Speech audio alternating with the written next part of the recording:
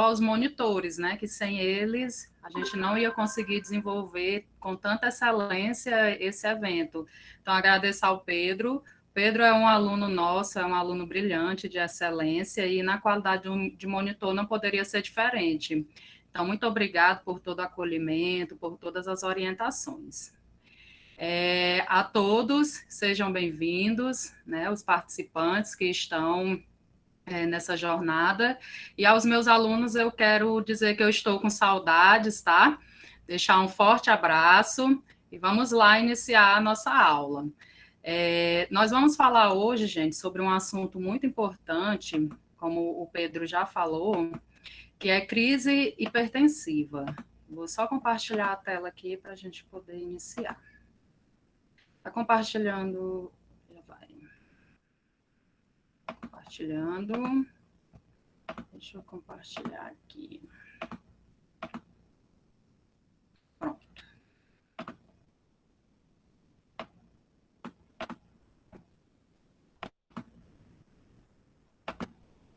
Pronto. Me informe se está compartilhando nas duas salas, Pedro, por favor.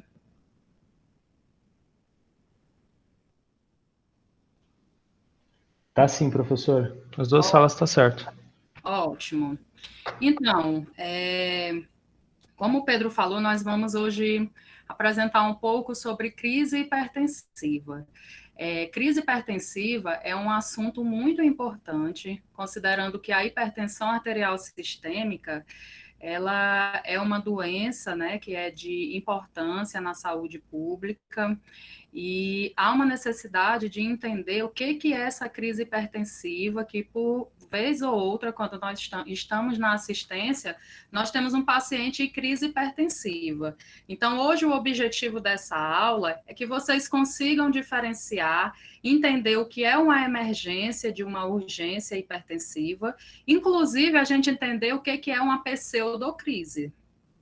Porque, às vezes, meu paciente ele chega com uma queixa e esse paciente ele não está em uma crise hipertensiva, ele tem uma pseudocrise. Então, antes de falar propriamente de crise hipertensiva, nós precisamos recordar o que é essa hipertensão arterial sistêmica, quais são os fatores que levam o indivíduo a desenvolver esse quadro, o que a gente pode fazer para estar alterando. Então, a hipertensão, ela é uma condição clínica que ela é multifatorial e é caracterizada por uma elevação sustentada dos níveis pressóricos. Esse valor ele vai ser maior ou igual que 140 por 90 milímetros de mercúrio. Então, quando eu falo que é uma condição clínica multifatorial, eu estou falando de quê?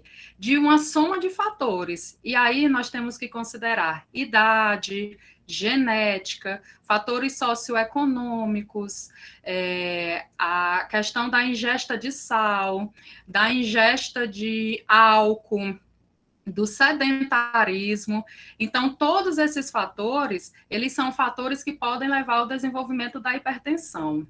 E esse quadro, normalmente, ele está associado com distúrbios metabólicos e também com alterações que podem ser tanto funcionais quanto estruturais de órgãos-alvos. E aí nós falamos do coração, do cérebro, do rim. E esse quadro ele pode se agravar quando o indivíduo ele tem uma dislipidemia, ou seja, o meu paciente ele tem um triglicerídeo acima de 150, ele tem um colesterol total maior ou igual que 190, esse paciente ele tem uma obesidade abdominal, então ele vai ter uma circunferência abdominal maior ou igual que 102 em homens e maior ou igual que 88 em mulheres.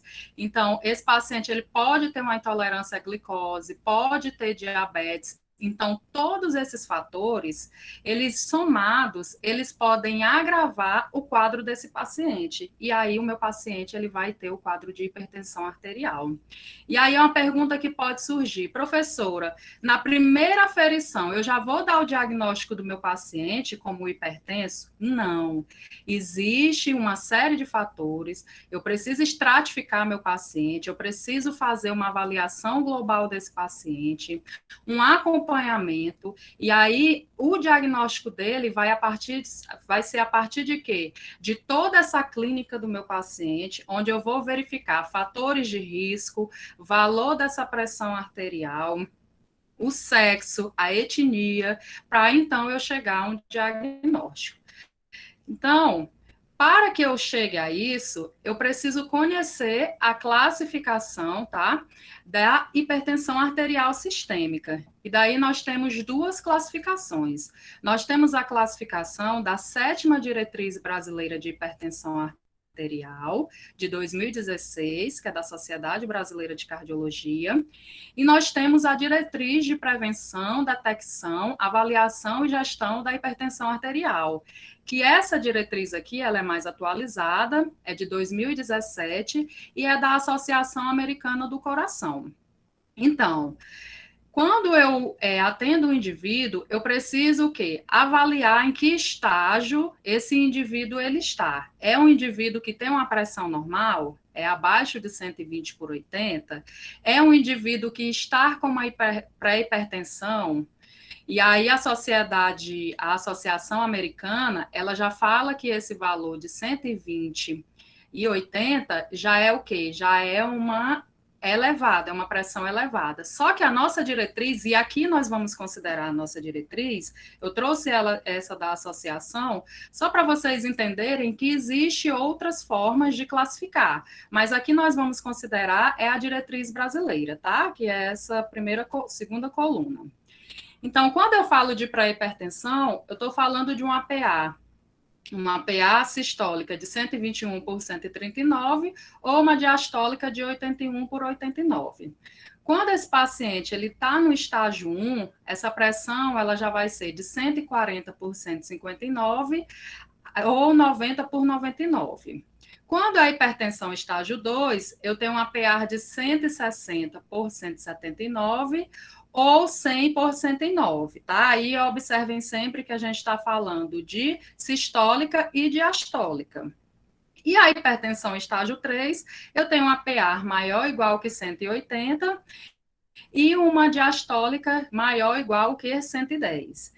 Então, quando eu entendo isso, eu já consigo estratificar o risco do meu paciente a partir da classificação do estágio da pressão dele. E quando nós avaliamos esse paciente, para cada estágio existe uma conduta. Quando esse meu paciente ele é um paciente normal, ou ele é um paciente que tem um risco baixo, que aí a gente considera esse paciente da pré-hipertensão, a conduta normalmente não envolve fármacos, não envolve um tratamento medicamentoso. A partir do estágio 1, eu preciso avaliar, além dos níveis pressóricos, a questão dos fatores de risco desse paciente, porque a depender do fator de risco, eu já preciso fazer introdução medicamentosa. Então, tudo isso depende muito de quê? Da particularidade de cada indivíduo, dos fatores de risco que estão associados, do histórico familiar, e aí a gente fala de genética, da idade, para que eu possa estratificar ele e ofertar a melhor conduta. Então, quando a gente fala de hipertensão arterial sistêmica, é importante nós conhecermos a epidemiologia. No Brasil, 36 milhões de indivíduos adultos, eles são acometidos com essa doença. Tá? Sendo que mais de 60% dos idosos, eles vão contribuir direta ou indiretamente para 50% das mortes por doença cardiovascular. Então, a hipertensão arterial, ela é uma doença que ela contribui de forma significativamente para essas mortes, né, por doença cardiovascular. E como eu disse para vocês no início, a hipertensão, ela é um problema de saúde pública, devido ao número de indivíduos que ela atinge, né, no Brasil. Então, assim, quando a gente fala de população idosa, nós temos que lembrar o quê? que os idosos, a senescência, junto com ela, que é esse processo de envelhecimento, ela traz com ela alterações em diversos sistemas, gastrointestinal, cardiovascular. Então, quando eu avalio um idoso, e aí eu dou uma atenção para aquele idoso que tem uma idade maior ou igual que 80 anos, eu preciso avaliar se aquele valor da pressão arterial do meu idoso, ele é realmente indicativo de uma hipertensão ou ele é uma condição apenas fisiológica. Porque, como nós sabemos, quando chega nessa fase, o sistema cardiovascular existe um enrijecimento, né, das paredes dos vasos. E esse enrijecimento pode levar a uma alteração sistólica maior ou igual que 140, ou seja, é um valor que ele fica sustentado. Mas aí eu avalio o meu paciente, ele tem um estilo de vida adequado, ele tem uma alimentação adequada, e ele pode ter essa alteração no valor da pressão. Então, pode ser o quê? Pode ser apenas uma condição fisiológica do processo de envelhecimento, que não há necessidade de imediatamente eu entrar com um tratamento, uma terapia medicamentosa. Por isso a importância de se avaliar todo o indivíduo quando ele chega com a queixa e de avaliar as particularidades. Tá. Então, como uma crise hipertensiva pode acontecer? Agora eu vou mostrar para vocês um recorte de um seriado que se chama Grey's Anatomy. Eu acredito que muitos de vocês que estão hoje aqui já viram. E se não viram esse episódio, né, a série, já ouviram falar. Que daí a gente vai começar a falar de crise hipertensiva em si. Um momento. Vou apresentar aqui para vocês. Tá.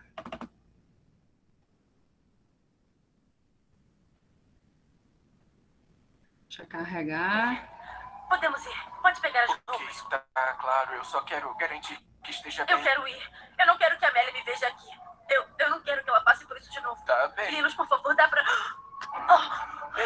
Ei, socorro! Preciso de ajuda! Beth, tá tudo bem? Ela tava falando agora. Ela não tava reclamando de nada. Bom, agora ela tá reclamando. O que ela usou? Tenho que saber. Metanfetamina. Foi o que a gente usou antes das pílulas chegarem. 280.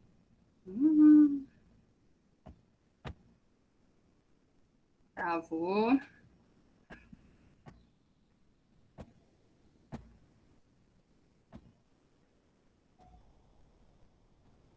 Parou para todo mundo? Internet.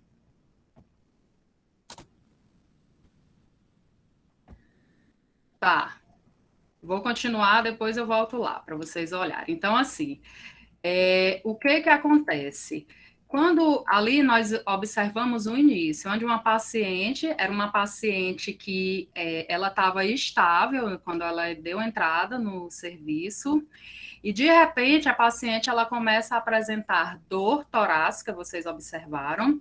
Então, assim, essa paciente, ela é uma paciente que é uma paciente de emergência hipertensiva. E aí nós vamos entender a diferença de urgência e emergência e o porquê da paciente ela ter evoluído tão rápida. Aquela paciente ali, quando a internet retornar, nós vamos ver que é uma paciente que ela começa com a dor torácica e, de repente, a paciente já evolui para coma. Então, é muito rápido o intervalo que ela sente a dor para o quadro de coma. Então, quando a gente fala de crise hipertensiva, em 1993, existiu uma classificação operacional para distinguir melhor o que é essa crise hipertensiva. E ela foi dividida em urgência hipertensiva e emergência hipertensiva. Aí vocês me perguntam, professora, tudo bem, urgência e emergência hipertensiva, qual é a maior diferença? Então, vamos lá. Antes da gente ver a diferença, é importante entender que a crise hipertensiva em si, ela corresponde a 0,45, de 0,45 a 0,59% dos atendimentos em emergência hospitalar. E que quando eu falo de emergência hipertensiva, ela vai corresponder a 25% de todos esses atendimentos. O médico, ele tem que estar habilitado, pois o prognóstico e o tratamento é distinto. Então, quando eu falo de crise hipertensiva, eu estou falando ou de uma urgência ou de uma emergência. E aí, como é que eu vou saber diferenciar o que é uma urgência e a emergência? A urgência e a emergência, elas são situações clínicas sintomáticas, então o paciente ele vai apresentar um quadro característico que vai me indicar que existe uma urgência ou uma emergência, em que há elevação acentuada da pressão arterial. E essa pressão arterial, gente, é a pressão arterial diastólica. Ela sempre vai ser maior ou igual que 120 milímetros de mercúrio. Tá, professora? Então, tanto na urgência quanto na emergência, existem situações clínicas sintomáticas. A elevação é igual. O que muda? O que vai diferir de uma urgência para a emergência é se esse paciente tem ou não presença de lesão em órgãos-alvos. Se o meu paciente ele tem lesão em órgãos-alvos, eu vou dizer que esse paciente ele tem uma emergência hipertensiva. Se meu paciente não tem lesão em órgãos-alvos, eu vou dizer que ele tem uma urgência hipertensiva.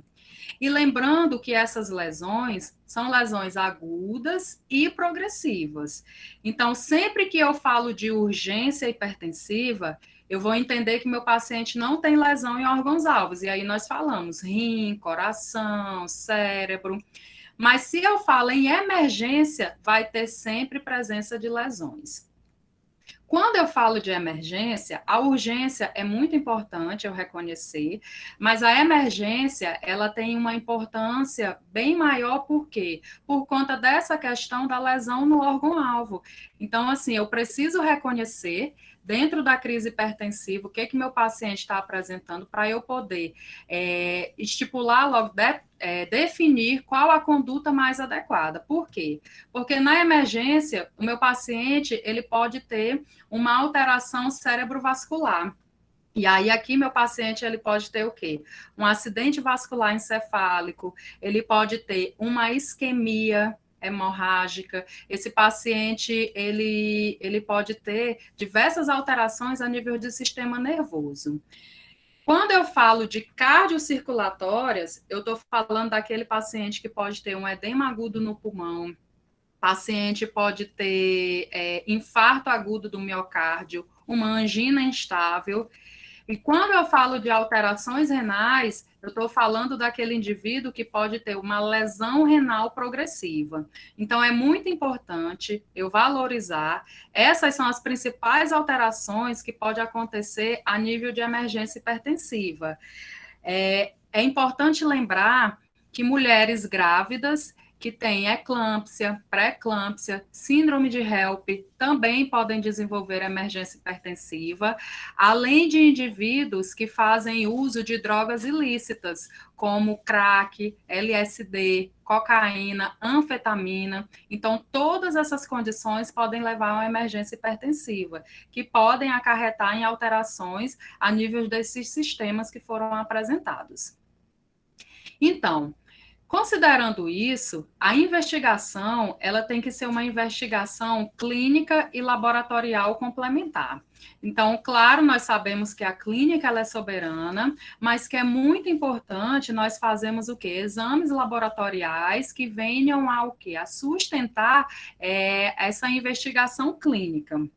Então, no início, quando o meu paciente chega, eu preciso verificar a pressão arterial dele nos 2 braços. Então, essa pressão, o ideal é que meu paciente ele esteja em um ambiente calmo, tá? Então, o paciente vai estar em um ambiente calmo.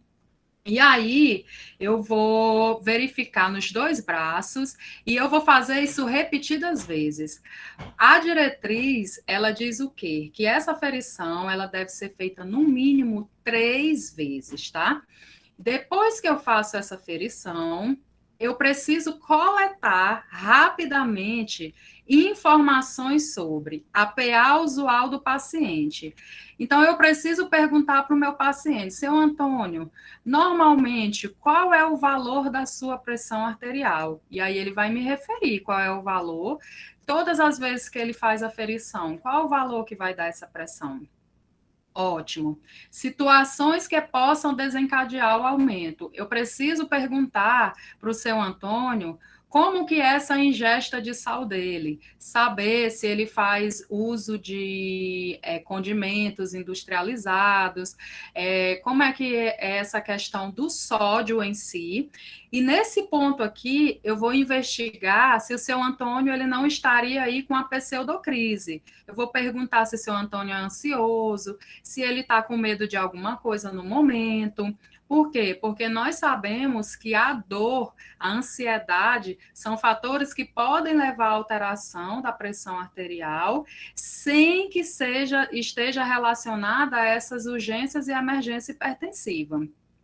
Preciso saber a questão de comorbidades, se existe alguma doença que possa estar levando ao desencadeamento. Como nós falamos, algumas condições podem agravar esse quadro, que aí nós falamos de diabetes, de dislipidemia, de obesidade. Além disso, eu preciso saber com o seu Antônio como é que está a questão, se ele for um hipertenso, do uso dos fármacos antihipertensivos. Eu preciso saber como é que é a dose e como que é essa adesão ao tratamento.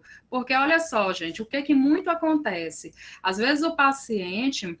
Ele é um paciente que ele só faz uso do medicamento quando ele sente alguma alteração. E nós temos aí uma resistência maior quando nós estamos falando dos idosos. Então, eu preciso saber qual é a adesão dele ao tratamento. Quando foi a última vez que ele fez a consulta anual, em que realizou todos os exames necessários para avaliação. E, além disso, eu preciso saber se ele fez uso de fármacos ou substâncias que possam aumentar essa pressão arterial. Então, nós temos anti-inflamatórios, corticoides, que podem levar ao aumento da pressão arterial. Nós temos as drogas ilícitas, uso de álcool. Então, todos esses fármacos e substâncias podem levar. Então, lembrem bem que isso nós temos que fazer de forma rápida, porque se eu reconhecer que uma emergência, eu tenho um risco iminente de morte. E esse indivíduo, ele pode evoluir para o coma rapidamente, ele pode ter um rebaixamento muito rápido. Então, eu preciso definir conduta para que esse paciente ele não venha a ter uma progressão nessas lesões. Então, uma abordagem sistematizada, ela vai auxiliar nessa verificação, como eu disse para vocês, dessas lesões em órgãos-alvos, de forma aguda e ou progressiva. Então, quais são os sistemas que eu preciso avaliar? Lembram que eu disse para vocês que na emergência hipertensiva eu vou ter alterações cerebrovasculares, eu vou ter alterações cardiocirculatórias e renais. Bom, então, esses são os sistemas mais importantes e que eu preciso avaliar quando o meu paciente ele chega com queixa sugestiva. Então, a nível de sistema cardiovascular, eu preciso avaliar se esse paciente ele tem dor ou desconforto no tórax, abdômen ou dorso. Eu preciso saber se esse paciente ele tem dispneia, se ele tem fadiga ou tosse. Além disso, eu tenho que valorizar todos os sinais vitais do meu paciente. Então, eu vou fazer a verificação da frequência cardíaca, vou avaliar o ritmo dessa frequência cardíaca, verificar se existe alguma alteração de pulso e, além disso, eu vou fazer a ausculta. A ausculta, ela tem por objetivo investigar se existe sopro, se existe galopes. Então, esse ponto ele é muito importante, além de questionar o paciente sobre essas possíveis queixas. Existem vários exames que podem ser feitos quando nós falamos de sistema cardiovascular. Só que esses exames, eles vão ser feitos todos de uma vez? Não. Depende muito da clínica do meu paciente, do que o meu paciente está me referindo e também da disponibilidade. Porque às vezes eu estou em uma unidade básica de saúde em que eu não tenho, disponível todos os equipamentos, os recursos. Então, eu sempre tenho que considerar as particularidades do meu paciente e a disponibilidade. Mas nós podemos fazer um eletrocardiograma, verificar a saturação de oxigênio, realizar raio-x do tórax. Lembra que eu disse para vocês que algumas alterações podem ser estruturais e que podem acarretar nessa elevação da pressão arterial. Pode fazer ecocardiograma, marcadores de necrose miocárdica, hemograma com plaquetas e até mesmo a angiotomografia. Então, a partir da clínica, eu vou verificar quais são os exames complementares.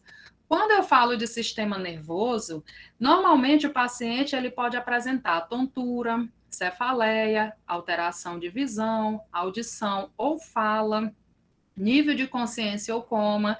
Quando a gente fala de nível de consciência, nós já podemos estar verificando isso no momento em que eu estou fazendo a anamnese do meu paciente, fazendo a coleta de dados, eu já consigo verificar se esse paciente ele está lúcido e orientado em tempo e espaço.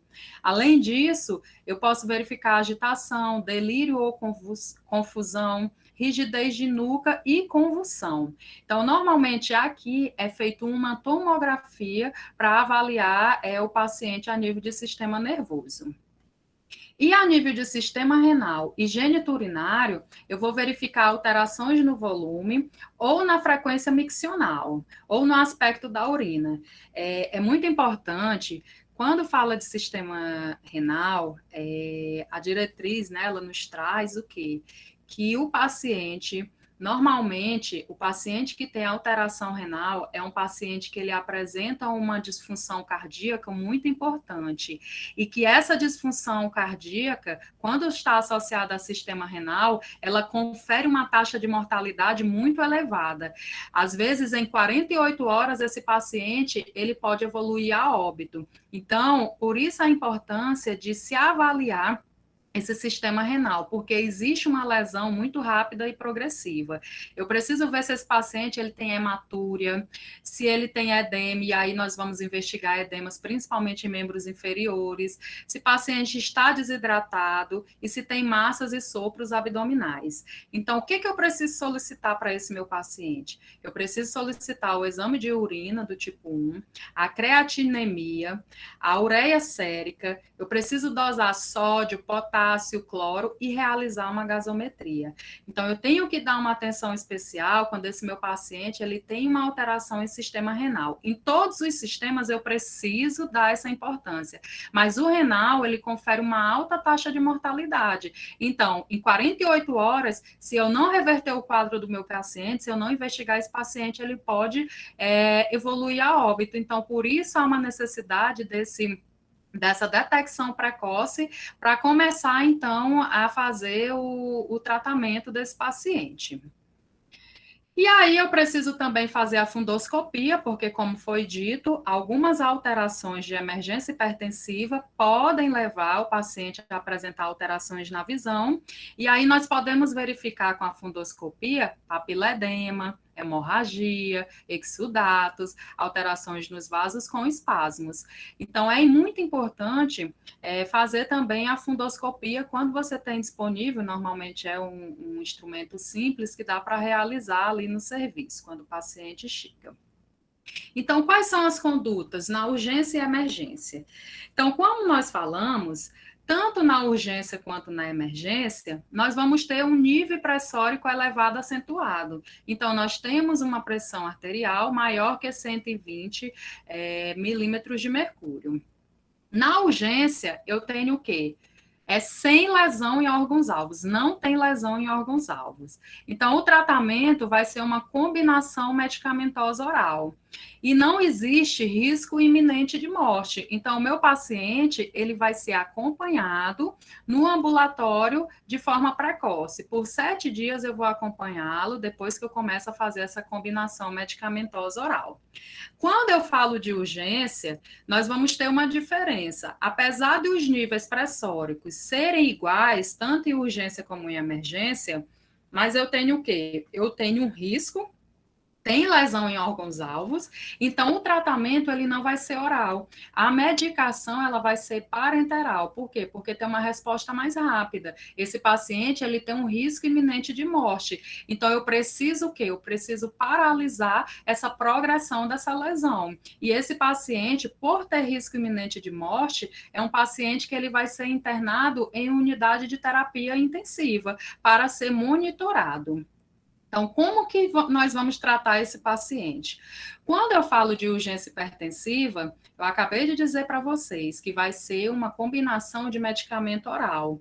Então, normalmente, esse paciente, no momento que eu identifico uma urgência hipertensiva, eu avaliei meu paciente, ele não tem risco iminente de morte, ele não tem lesão em órgãos-alvos, então eu vou começar um captopril, uma clonidina ou um beta-bloqueador. E aí pode ser um atenolol, pode ser um propanolol, vai depender muito do histórico do meu paciente.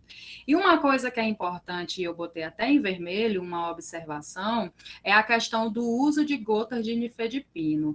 É observado na prática alguns profissionais, eles utilizam as gotas de nifedipino de forma sublingual, e isso deve ser proscrito. Por quê? Porque o nifedipino, além da literatura não mostrar a eficácia desse medicamento dessa forma para urgência hipertensiva, ele pode levar a uma queda abrupta da pressão arterial. E quando eu tenho uma queda abrupta dessa pressão arterial, que poderia levar a uma hipotensão, eu tenho um risco muito acentuado de que esse indivíduo ele apresente uma isquemia tecidual. Então, não é interessante que eu leve esse paciente a ter uma redução nessa pressão arterial de forma rápida e progressiva. Então, por isso que o nifedipino é uma medicação que é proscrita em urgência hipertensiva. Quando eu falo de emergência hipertensiva, eu estou falando daquele paciente que tem um risco iminente de morte e que ele deve ser admitido em uma unidade de terapia intensiva. O tratamento desse paciente vai ser por via intravenosa, tá? Então, o que eu tenho que avaliar nesse paciente? O paciente chegou, reconheci que é uma emergência. Então, eu vou avaliar ele de forma religiosa por 48 horas. Então, inicialmente, eu preciso o quê? Eu preciso ver na primeira hora se esse paciente ele teve uma redução na pressão arterial menor ou igual que 25%. Depois da primeira hora, eu vou avaliar esse meu paciente entre 2 e 6 horas. Então, nesse intervalo, eu preciso ver se essa pressão ela está abaixo de 160 por 100 ou 110. E de 24 a 48 horas, o esperado é que essa pressão arterial ela esteja entre 135 e 85 milímetros de mercúrio. Porque aqui eu vou dizer o quê? O meu paciente ele saiu da crise hipertensiva, ele não tem mais risco iminente de morte, é um paciente que ele não vai mais ter a progressão de lesões em órgãos-alvos. Então, é importante, gente, que nós tenhamos isso em mente, que essa avaliação, ela deve ser uma avaliação minuciosa e que esse acompanhamento, ele é essencial. Até porque, como eu disse para vocês, não é interessante que eu faça a redução, né, dessa pressão de forma abrupta, que eu faça um medicamento que reduza rapidamente, porque existe um risco de isquemia tecidual, mas eu preciso monitorar esse paciente para que ele não chegue também a ter uma hipotensão. Então, por isso que tem que se avaliar ele nessas 48 horas de forma cuidadosa. E aí, por fim, nós vamos falar da pseudocrise. Então, quando eu falo de pseudocrise, como eu disse para vocês, o paciente, às vezes, ele chega relatando um quadro clínico que pode ser característico de uma urgência ou de uma emergência hipertensiva. Mas, na realidade, o meu paciente, ele está com uma pseudocrise. Então, a queixa mais comum desse paciente é cefaleia, dor torácica atípica, esse paciente ele tem uma dispneia, um estresse psicológico agudo e síndrome do pânico. E isso pode estar associado a PA elevada, mas não quer dizer que caracterize uma urgência ou uma emergência. Uma coisa que é importante nós sabermos, a dor de um infarto agudo do miocárdio é uma dor característica. Então, a primeira coisa que a gente tem que descartar quando está avaliando o sistema cardiovascular é se essa dor ela é uma dor típica ou uma dor atípica. E aí aqui traz que normalmente é uma dor atípica com localização não característica, né, de um infarto, de uma urgência, de uma emergência hipertensiva. Então, Essa dor, ela pode ser também dor física ou mesmo dor psicológica. Como assim, professora? Dor física, o paciente ele pode ter uma artrite, pode ter uma artrose, ele tem uma dor de moderada a grave. Então, essa dor, ela pode levar à elevação dessa pressão arterial. Ou mesmo esse paciente, ele pode ter perdido um ente querido. Em tempos de pandemia, o que que nós estamos vendo? Nós estamos vendo muitas pessoas com estresse psicológico, com muita ansiedade, com síndrome do pânico. Então, eu preciso avaliar se realmente a alteração dessa PA, ela realmente está associada com uma crise hipertensiva. Eu preciso saber se esse meu paciente é um paciente que tem hipertensão ou se é um paciente que perdeu um ente querido, que está com medo de morrer, que está com medo de adoecer, e todo esse estresse psicológico está sendo associado à elevação dessa pressão arterial. O que eu faço nessa situação? Então, normalmente, esse paciente é um paciente que ele precisa de repouso e que se for uma dor física, eu vou realizar o quê? Eu vou realizar o uso de analgésicos. Agora, se for uma dor psicológica, a depender do tipo, eu vou fazer uso de tranquilizantes ou posso mesmo até fazer uso de ansiolíticos, mas aí eu preciso encaminhar esse paciente para uma avaliação, pode ser encaminhado para o psicólogo, para o psiquiatra, para fazer uma avaliação melhor desse quadro, para que a gente, então, trate essa causa base, que esse paciente está apresentando alteração, mas que não implica em uma crise hipertensiva, e sim em uma pseudocrise. Então, só para resumir tudo que nós discutimos, o paciente chegou com a pressão arterial muito elevada. A primeira coisa que eu vou fazer, eu vou entender se existe presença de lesão em órgãos-alvos. Se existe, eu vou encaminhar esse paciente para a sala de emergência. E aí nós vamos fazer todo aquele atendimento. Depois, eu vou tratar de acordo com a emergência hipertensiva. Então, eu preciso saber se essa emergência hipertensiva, ela está configurando o quê? Está configurando alterações neurológicas ou cardiovascular. Então, é um AVC, é uma encefalopatia hipertensiva, é uma eclâmpsia. Se for cardiovascular, eu preciso ver se é um edema agudo de pulmão, se é uma dissecção de aorta, se é um infarto agudo do miocárdio. Eu preciso avaliar todas essas condições, e aí, a partir daí, eu vou tratar esse paciente. Se não tem lesão em órgãos-alvos, eu tenho dois caminhos. Se esse paciente ele não tem doença cardiovascular ou cerebrovascular, eu vou tratar a causa base do aumento dessa pressão arterial. E aí, como nós falamos, pode ser uma dor física, então eu vou fazer uso de analgésicos, ou pode ser também um estresse psicológico, o paciente está com ansiedade, tem síndrome do pânico, está com medo, e aí eu vou fazer uso de tranquilizantes ou ansiolíticos. Então, assim, em geral, se esse paciente ele não for um paciente hipertenso, mas eu digo aqui que é válido eu fazer o quê? Um rastreamento desse paciente e, inclusive, fazer o que nós chamamos de estratificação de risco. Então, quando eu estratifico o risco do meu paciente, eu vou ver qual a possibilidade em 10 anos do risco cardiovascular do meu paciente. Então, não há necessidade de antihipertensivo e nem de exames complementares, mas é muito importante que eu comece a fazer o quê? A estratificação de risco desse paciente, fazer o rastreamento dele, para que esse paciente ele não venha a apresentar, né? Assim, você avalia e o paciente ele já vai saber quais são as medidas adequadas que ele deve fazer para tentar minimizar o impacto aí dos riscos cardiovasculares no futuro. Mas se existe presença de insuficiência coronariana, insuficiência cardíaca, aneurisma de aorta ou um AVC prévio, então é necessário avaliar se precisa solicitar exames complementares. E aí, nesse caso, esse paciente provavelmente ele faz uso de antihipertensivo, então eu preciso avaliar se ele está em uma monoterapia, como que esse paciente está, medicar por via oral, né, considerar o medicamento que ele usa e pedir um retorno ambulatorial precoce. Então, de forma geral, é isso que acontece quando eu recebo um paciente.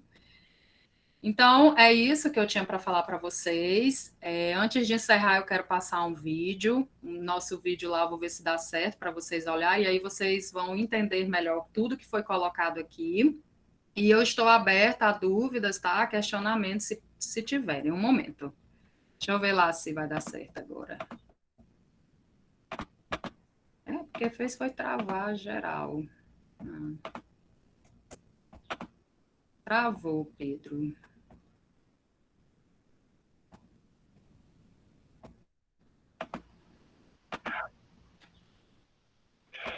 Tá.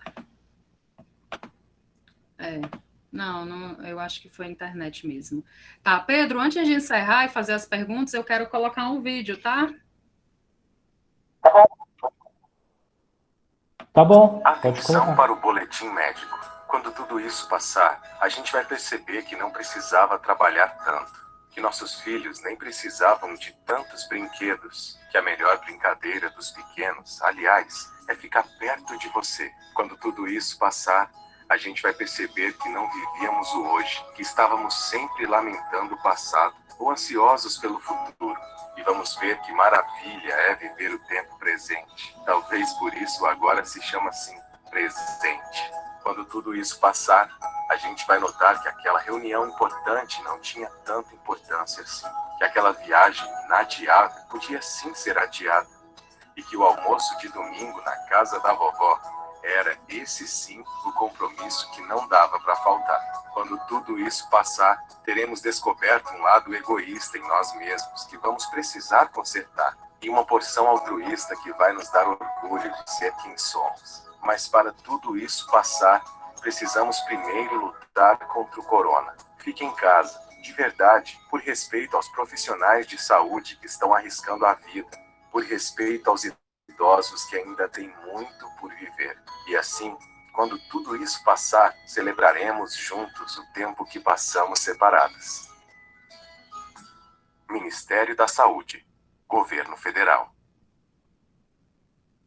Prontinho. Pronto? Muito bom, professora. Muito importante na situação que a gente está agora, né? Uhum. A gente tem algumas dúvidas aqui. O pessoal mandou no chat. Ótimo. Minha apresentação A Flávia... Parou. Tá. A Flávia perguntou: caso uma gestante desencadeie uma urgência ou emergência hipertensiva, o tratamento é o mesmo? Peraí, Pedro, tá com muito eco. Repete de novo, por favor. Caso uma gestante desencadeie uma urgência ou emergência hipertensiva, o tratamento é o mesmo? Sim, sim. Mas só que em gestante, hipertensão vai ser considerado sempre emergência hipertensiva. Tá. A Andréia Mendes perguntou: professora, a senhora pode falar do uso do nitroprusiato na crise hipertensiva? O nitroprusiato de sódio, ele é um medicamento que ele é o mais utilizado em emergência hipertensiva, normalmente nas primeiras 24 horas. Ele é um vasodilatador direto. Então, assim, a Sociedade Brasileira de Cardiologia, ela diz que esse medicamento, ele não é um medicamento que é disponível no Brasil, né, de fácil acesso, e aí nós podemos utilizar a hidralazina também, que é um vasodilatador direto, tá? Mas ele, quando nós temos, é o de primeira escolha, e é utilizado em quase todas as emergências hipertensivas. Certo. O Yaron Alencar perguntou: quais os medicamentos utilizados na emergência hipertensiva? Eu acredito que eu acabei de responder, né, Pedro, que na maioria das emergências vai ser o NPS, que nós chamamos, que é o nitroprusiato, mas quando eu não tenho ele disponível, nós podemos utilizar a hidralazina. E aí vai depender muito do quadro do paciente, mas de forma geral, utiliza-se sempre os vasodilatadores direto nas primeiras 24 horas. E aí, depois disso, se o meu paciente ele conseguiu voltar, né, para os valores valores que nós falamos de 24 a 48 horas, entre 130 por 80, eu já vou começar a fazer o medicamento oral, pois eu já tirei o meu paciente dessa crise hipertensiva que é a emergência, tá? E aí a gente começa a fazer a combinação oral. Tá bom. E, por último, a Brígida Lima perguntou: de que maneira faz-se a pesquisa de lesões em órgãos-alvo? Tá. Então, Brígida, como eu falei, algumas condições são características de uma emergência hipertensiva. Eu vou precisar avaliar sistemas, e aí a gente avalia sistema cardiovascular, nervoso e renal.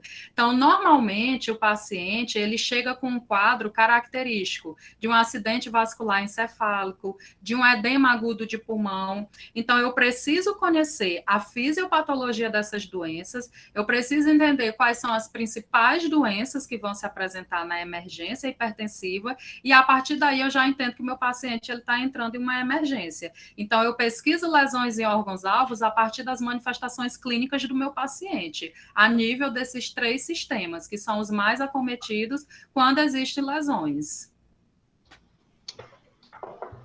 Então tá. É isso, professora. Não tem mais perguntas. Muito obrigado, professora. Queria agradecer. Tenho certeza que a palestra foi muito esclarecedora e engrandecedora, né, para todos nós, que da área da saúde a gente tem que saber lidar com uma situação como essa, né? E todos nós só temos a lhe agradecer pela aula e por ter disponibilizado um pouquinho do seu tempo para participar da jornada. Está todo mundo elogiando sua aula aqui no chat. Tá bem, então, Pedro. Muito obrigada, tá, gente? Se cuidem e fiquem em casa. Um beijo. Obrigado. Tchau. Tchau.